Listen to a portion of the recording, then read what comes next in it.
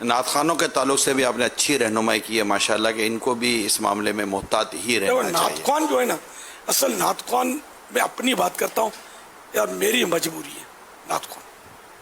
میں نعت خوان کے بغیر زندہ رہ نہیں سکتا. ایک یہ نا کہ مبالغہ کہ یہ پڑھتے ہیں اپنا دل پسیجتا ہے، رقت آتی ہے، عشق رسول میں اضافہ ہوتا ہے، مدینے کی محبت میں اضافہ ہوتا ہے. تو یہ کہ پھر یہ اب ہیں تو سب میرے بچے ہیں. یہ جتنے بھی پاکستان میں کم از کم نعت خوان ہیں نا، یعنی کہ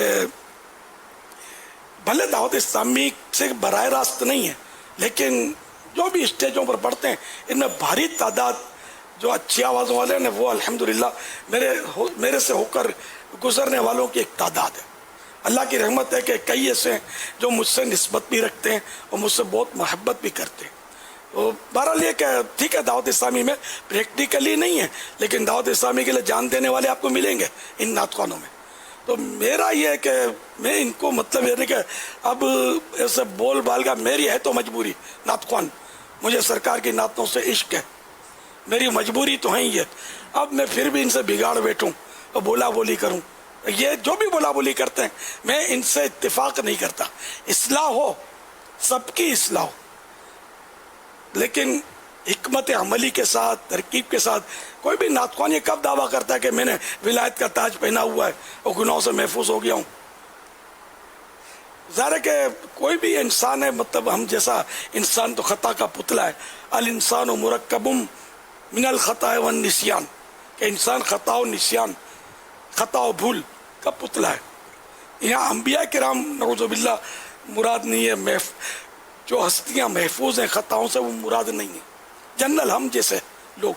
تو کوئی نعت خوان ہو یا کوئی بھی ہو، اس کو ہم اگر حکمت عملی کے ساتھ نرمی سے تنہائی میں اس کی بھول بتائیں گے کہ آپ، تو میں نہیں سمجھتا کہ وہ گریبان پکڑ کے مارنا شروع کر دے یا راڑو راڑ کر دے، کبھی بھی نہیں. ہم یہ منچ پر بولیں گے، مائک پہ بولیں گے، سوشل میڈیا پر بولیں گے تو شیطان بھی ضد پیدا کرتا ہے. تو میں تو نعت خوانوں کے لیے دعا کرتا ہوں، آج بھی تو کی تھی. تو اس سے مراد کو خالی دعوت اسلامی کے نعت خوان تھوڑی ہوتے ہیں.